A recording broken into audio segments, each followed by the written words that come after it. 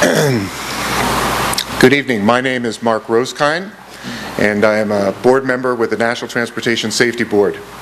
And I'm going to actually begin this evening's briefing by thanking all the first responders that are here.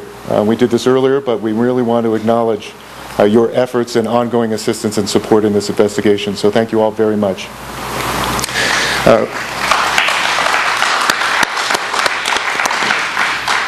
Well done.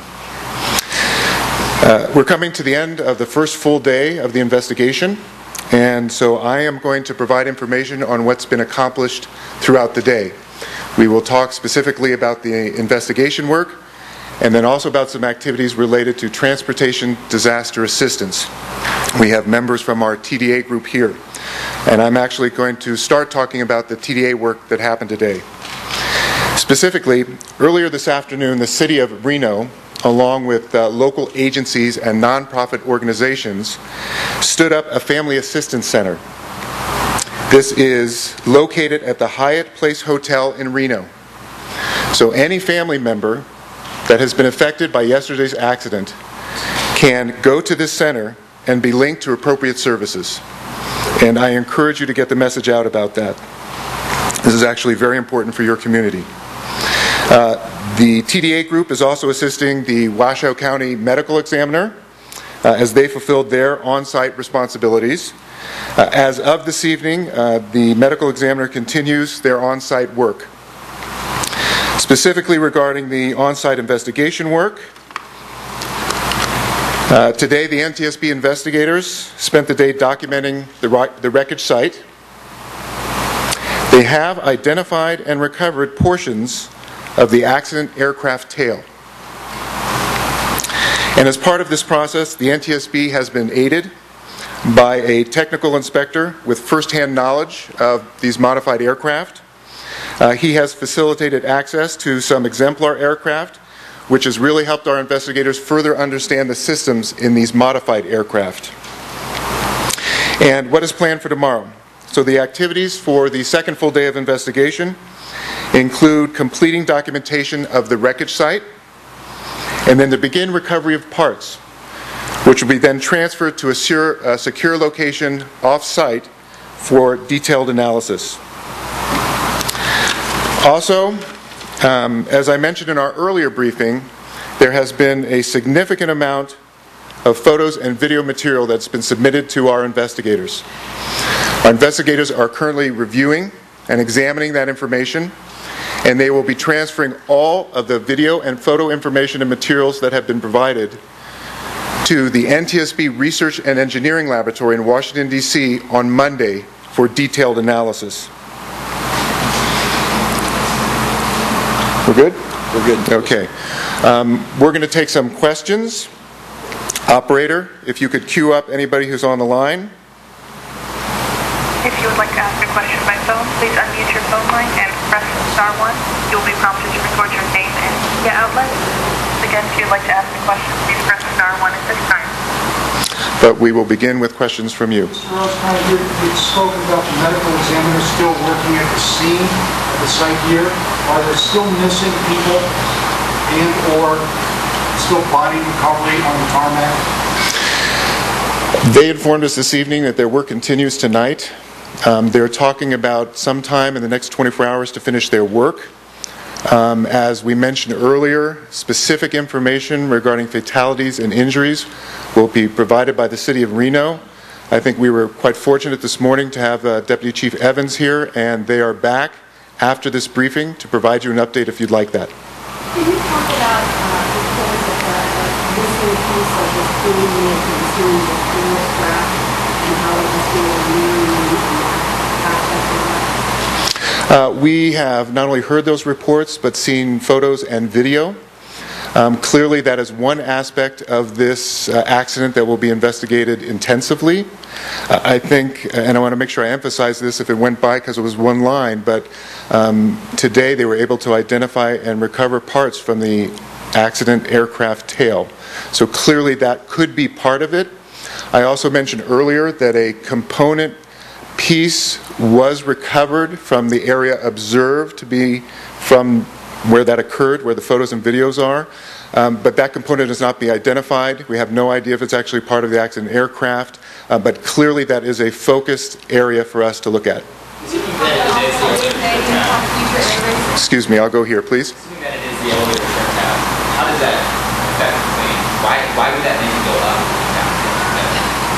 If again, that is why this crash. Right, so the question is, if that elevator trim tab actually played a role in this, how would it affect it? Howard, you want to? At this point, that would be just analysis and speculation. We're not going to get into that until we get the complete documentation of the aircraft done. And again, I think that's an example of what we talked about earlier. We're just collecting the factual information now, so to interpret what that would mean in this particular accident is much too early.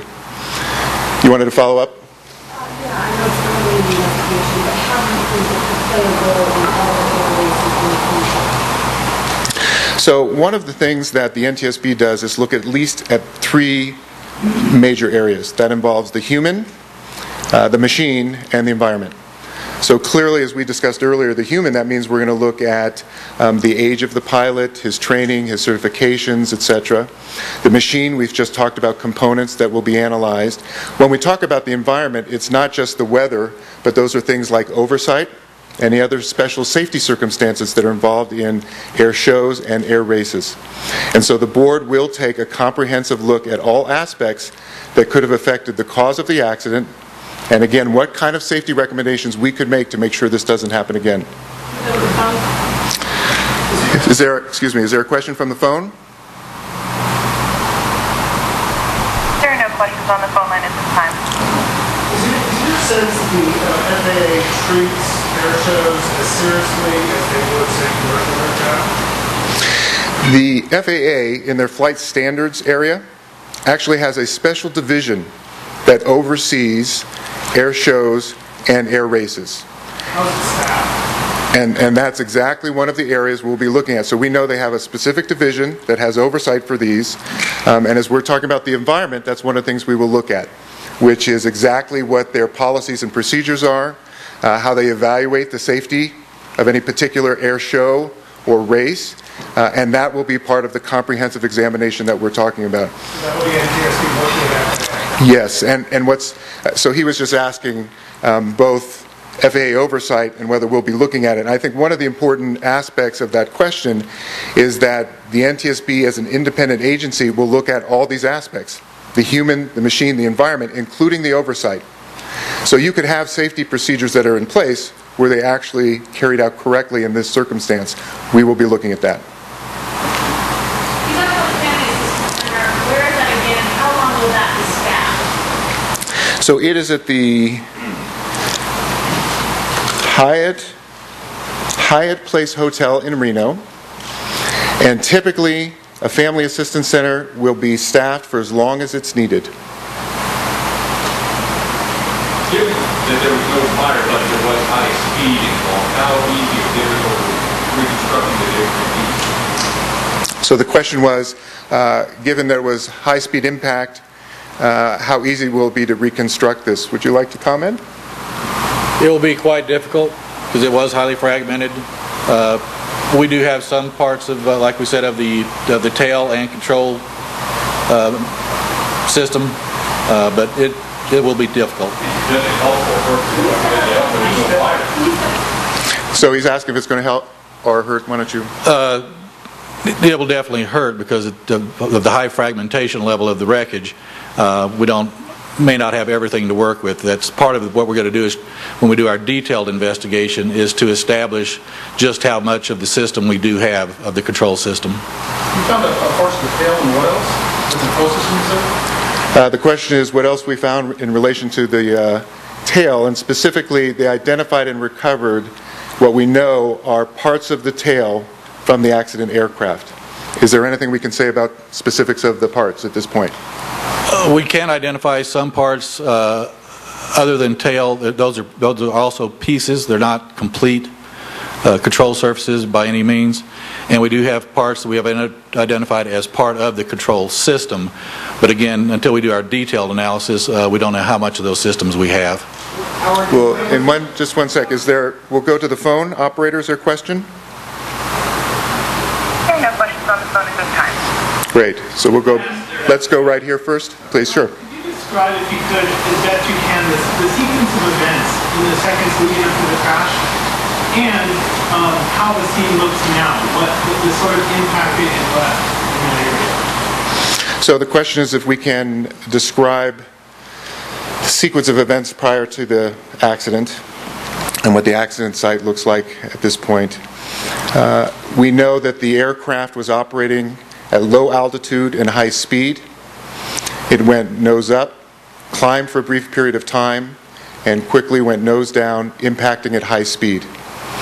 Do you want to describe what you have, as just size-wise or otherwise, about the wreckage on the crash site? Just not sure there's much to. Right now, part of what we did today was use a global positioning satellite system and a laser system to document the debris field. So we will have exact coordinates of all of the major identified pieces, but that will be part of the final report. About how big of an area? Not in dimensions at this point. But I'd say larger than an acre. Is there a hole there? Yes, there is a large principal impact crater. How deep? Probably 3 feet deep, probably 6 to 8 feet wide. And that was on tarmac? That was on tarmac. That's correct. The question is what was his name, what is his name, and this is the investigator in charge of the accident, which is Mr. Howard Plagens, Plagens. Can I use this as we're going to take 2 more. Can I use this, given what they're talking about, to let them know? Yes? We're, as you know, giving you more factual information, what's been accomplished today. Part of the reason I guess I'm a little hesitant about this is because it looks like we're going to be able to arrange the pool opportunity to actually get to the site. So rather than have us try and describe that verbally now, you're going to get to see it, hopefully very soon. There's a question. How about anything on a recorder or any sort of data device?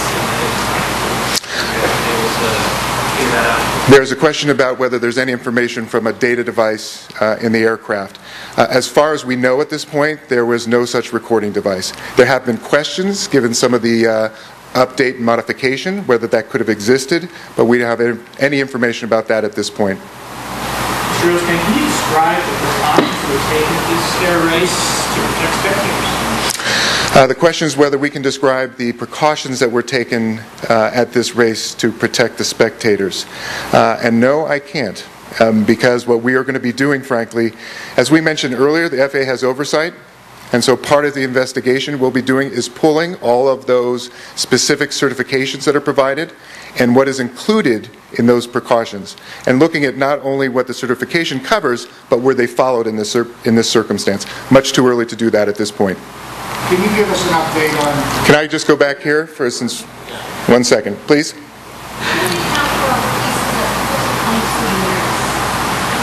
How can we account for all the pieces of the wreckage that people took home as... So how can you account for all the pieces which would be missing from our reconstruction efforts?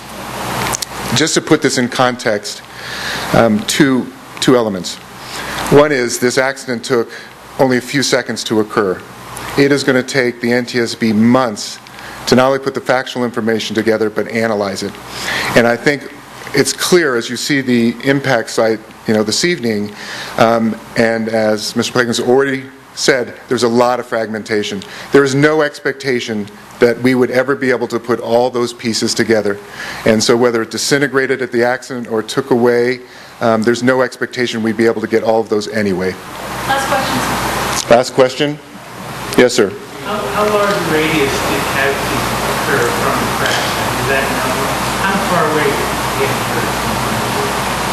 How far away were people getting hurt from the crash site? And I'm not sure we know that at this point. We haven't really. No, we would defer that to the medical examiner and the local police. And so while we would be looking at the crash site, again, as far as the fatalities, injuries, and not only compiling statistics, but the area that was affected for those people, you can ask the city of Reno. And so that was the last question. I'm going to reiterate that we're going to look for pool activity. We're also going to allow whomever would like to come up and give an update to be able to do that. My last comment is that we will provide updated information tomorrow, and so we suggest you stay in contact with the NTSB Public Affairs or on Twitter, where you can find out when timing will be for tomorrow. Thank you very much.